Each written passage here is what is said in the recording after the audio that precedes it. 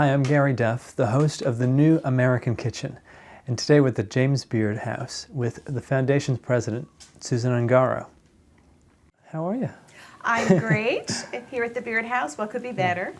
And thank you, of course, for having us. This is 30 years of the James Beard Foundation, 10 years for you. Yes. How are you celebrating? Well, 2016 is indeed a big year for the James Beard Foundation. It's hard to believe that it's 30 years, our 30th anniversary of the foundation, celebrating the great legacy of James Beard. And yes, I'll be with the foundation 10 years as well. So 2016 is a year for a lot of great celebrating and reflecting on the importance of the work that we do. Are there highlights for you, particular moments that stand out in those 10 years?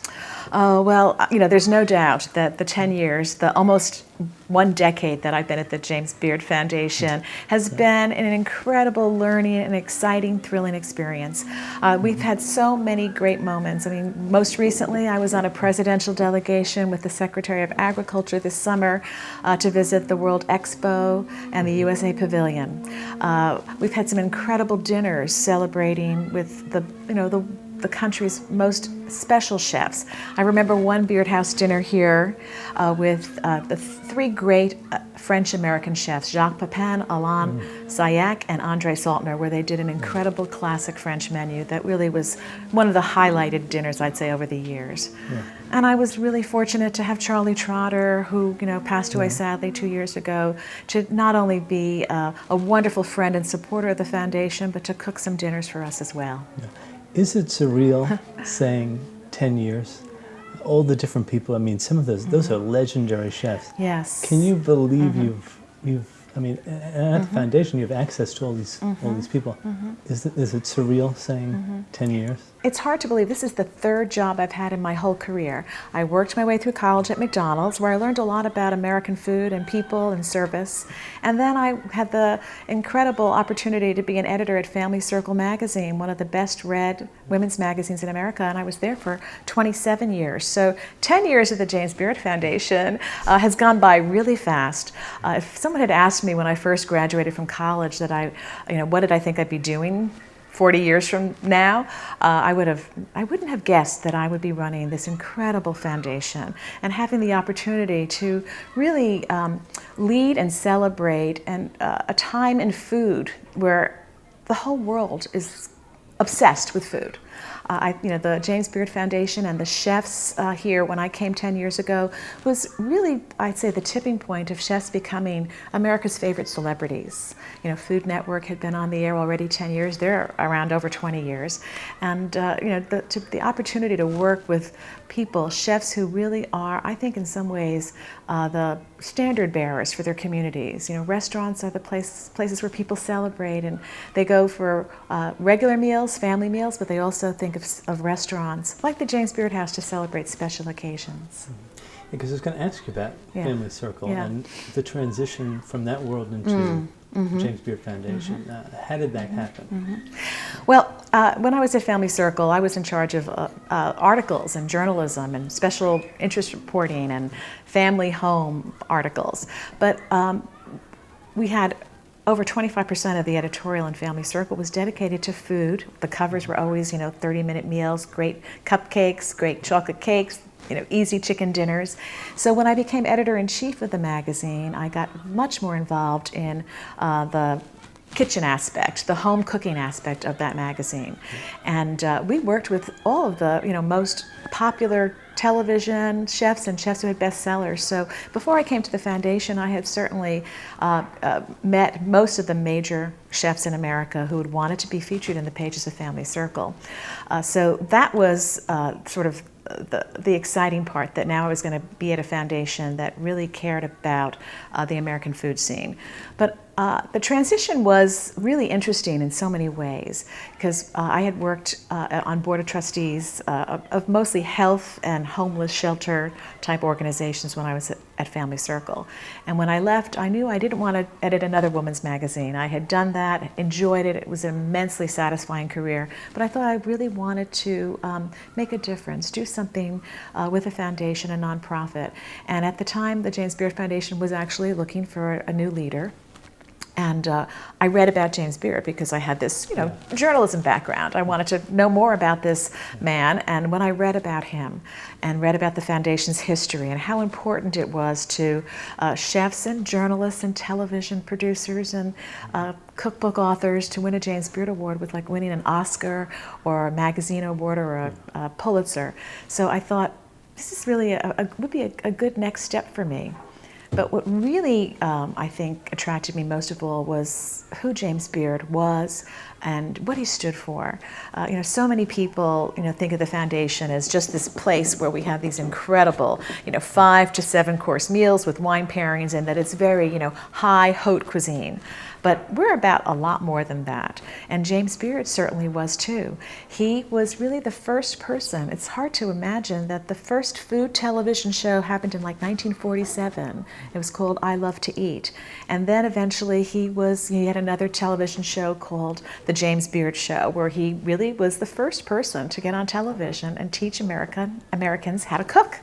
And when I came, I had been familiar with him, being on the Today Show at that point, where with a young Bryant Gumbel and a young Tom Brokaw teaching Americans how to make homemade pasta or how to roast a chicken, things like that.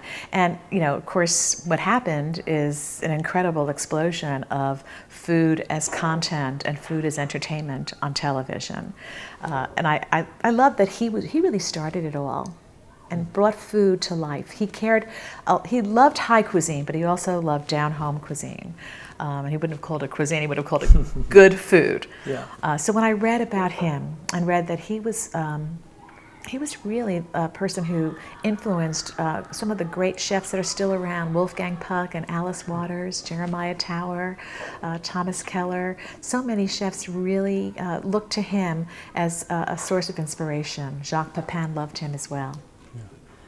Those first few days, though. Yeah. I mean, every president, mostly in politics, has focal points to their campaign or their first term or whatever you want to call it. Were there particular issues or particular things you wanted to bring to the foundation that you sought out when you first came? Well, actually, in reading about James Beard, and there was a quote that I latched onto. He said, "I don't like this or that food, or gourmet food. I like good food." And I really that resonated with me. And I thought that not enough Americans, typical consumers, people who might come and dine at the Beard House or read books by James Beard. He wrote over 20 cookbooks. Then I felt like Americans didn't know who he was. Not enough of them. Certainly the chef and restaurant world knew, and the journalists and the television producers who were covering the trendy food scenes knew who James Beard was and what the James Beard Foundation was about. But I felt we had an opportunity to make him more well known. My mantra the first couple of years was, let's take James Beard and make it mass with class. Now some people would say, what do you mean by that? And I used a magazine example because I had been the editor of Family Circle, which was definitely a mass market women's magazine. Yeah. But I thought about Vogue. Vogue magazine was a magazine of high fashion, but it still was a very major, widely known mass market fashion women's magazine. And I said we should take what Vogue does well and bring it to the James Beard Foundation and really make sure that, if a chef wins a James Beard Award, well, you want everybody who walks into their restaurant or hears about it to know what the James Beard Foundation is all about. So that was a major marching order. In those first few months? Yes. Difficult, easy? What were they like? Well, I really think it was an exciting time. I was learning so much. I was new to this world of food. In a way, it was an initiation into the restaurant world. I mean, one of the funny things that happened to me was, I knew I was taking over this foundation where we had these great awards, and we did a lot of work with scholarships, helping young people who wanted to follow in the footsteps of great chefs afford culinary school. But what I didn't quite realize is that we were running a restaurant where we had over 200 dinners a year with a different chef, a different menu, and the same kitchen and wait staff. And it was a real awakening to me that I thought, how am I going to run a restaurant? And then I hearkened back to my McDonald's days. I was a manager. Now I'm not going to compare the James Beard House to McDonald's. Manager, by the way. Yes, yeah. but there's certain lessons in hospitality and in inspiring a great workforce that kind of is the same no matter where you are or what kind of job you're in. But so that was really an interesting time for me. The foundation was also facing serious financial challenges. Sure. 10 years ago when I was brought in as president, the foundation was struggling, had some difficult news moments with a former founder who had been indicted and jailed for embezzlement, and we were suffering from a lack of really great financial resources to do all the great work that still needed to be done. And I really think that, the first, you often hear you mention politics when someone takes on a new job. You never quite know what you're getting yourself into. And those first 100 days are a time to really, just examine what's going on, bring a few goals with you. And my goals were to make sure that the foundation was well known, what James Beard's legacy was, to improve the scholarship programs that we did, and to bring the foundation more broadly to the mass market. Make sure that we really were the work that we did was getting publicity. When I came 10 years ago, it was the 20th anniversary of the foundation. So it was a great opportunity to sort of use anniversaries, which are an incredibly popular way to talk about the work of any company, any foundation, and to actually say, we've been around for 20 years and here's what we're going to do in the future. So it was a great opportunity that first year to really get some great press and make sure that people knew who we were and what our plans were for the future. Yeah. And you've taken the foundation, you talked about it struggling when you first came, and made it a powerhouse for chefs. You're on many lists of most influential people when it comes to food. And certainly one of the most famous faces of food. What do you see as the role of women in the culinary world, and what kind of role does the foundation have in sort of sculpting that? Okay. Well, there's no doubt, being a mother of a daughter, I have 2 sons as well, working for so many years at Family Circle magazine, a woman's magazine, that I really take very seriously the fact that women need to be represented in all levels, in all businesses. The Fortune 500 list, there's never been more than 15 or 20 women on that list out of 500. So when I came to the foundation, there was no doubt that there seemed to be a little bit of a paucity, a lack of women being recognized, in all of the various events that we did. And so, one of the things that we can't control who wins the James Beard Award. That's our James Beard Award-winning chefs are chosen by an independent jury and committee of judges.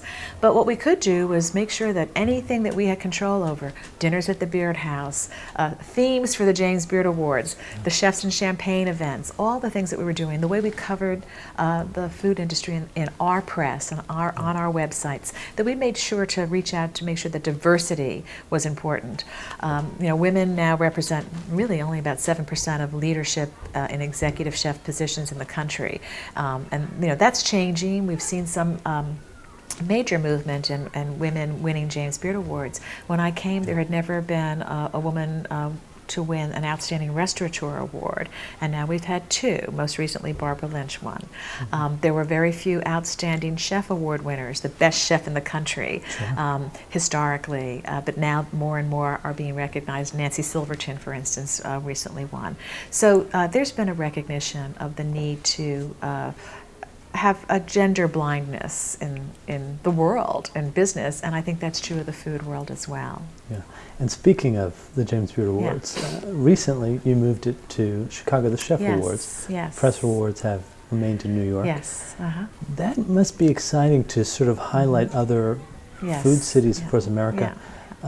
Do you see yourself going other places as well? I know some people have mentioned going south, maybe going to California, where it's another big food town. Well, let me just take you back 10 years when I came. The foundation had all these dinners. Everything seemed to happen in New York City. And we were actually doing our James Beard Awards mostly at hotel venues. And I thought the James Beard Awards, they're considered, and we're called the Oscars of the food industry, they should have a more glamorous, more big night effect. So we moved the James Beard Awards my first year to Lincoln Center, and it was a beautiful move for us because it really said, the culinary arts should be just as important as the theatrical and the musical arts. And you probably hear chefs often talk about themselves as performance artists. In fact, we call the chefs cooking in our kitchen, that invite them to perform at the Beard House. Yeah.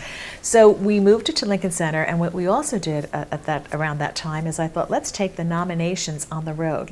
Let's make sure we get out of New York more, because we're a national organization. We may have our home base here in the beautiful Beard House, but we do have a lot of events around the country, and we've grown those as well.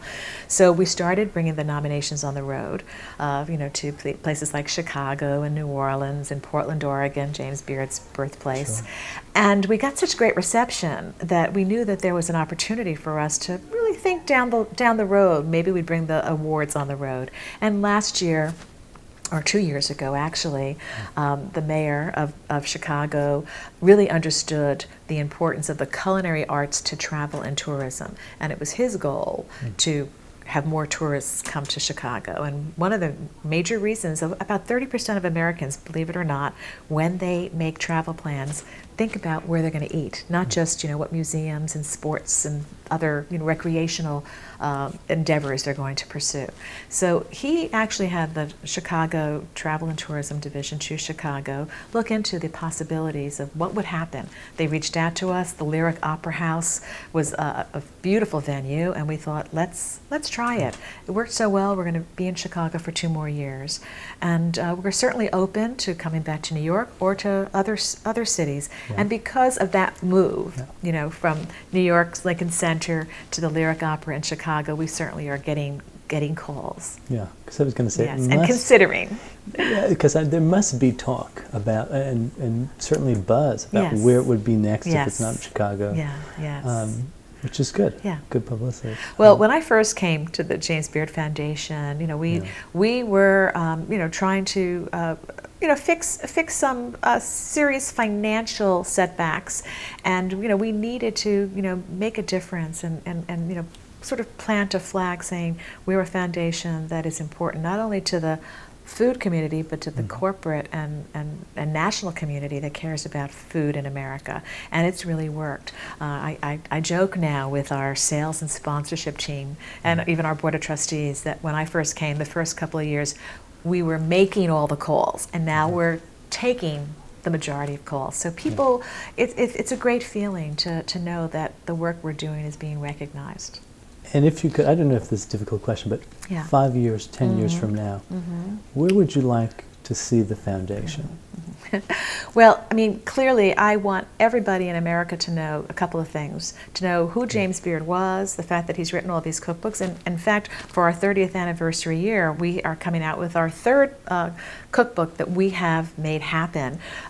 It's based on our America's Classics winners through the years, and it's called All America Eats, Recipes from America's James Beard's Best Loved Restaurants. And it's, I'm very excited. That comes out in February. I think that 5 to 10 years from now, I really just hope that people are, that the James Beard Awards are, catch more fire. That people, when they are making plans to come to New York or to go to any city in America, know that they can come to the James Beard Foundation's website and check out our restaurant directory, because we have a directory where you can look up any city and see who the James Beard Award-winning and nominated chefs and restaurants are.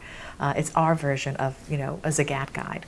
I think the other thing is I hope that we will have made a bigger difference for chefs who want to be change agents in their cities. We have several other, really important programs that I'm very proud of that we've started. And we started a relationship with the State Department and a diplomatic culinary partnership a few years ago when Hillary Clinton was Secretary of State, and it's continued. And then we realized that chefs are great advocates for important food policy change in communities and in the nation. We've seen some movement there and some chefs becoming much more well-known as celebrities, as food policy experts. But we started a program called the Chef's Boot Camp for Policy and Change 4 years ago. And we have over 100 graduates of that boot camp, where we basically give them a 3-day, imagine a Harvard business case study course where they learn how to be spokespeople, better people to speak to their congressman or to talk to their newspaper editors, maybe write an editorial, and really talk about the issues that are important to them. Yeah.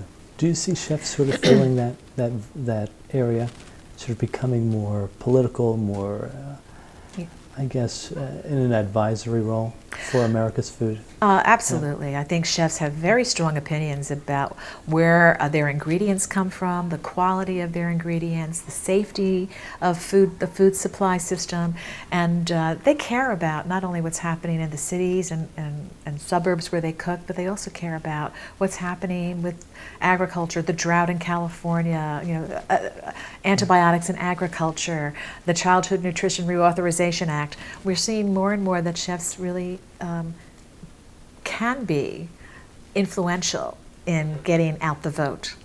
Yeah. Susan Ungaro, thank you so much for sitting down and chatting with me. Oh, you're welcome. It's been a pleasure.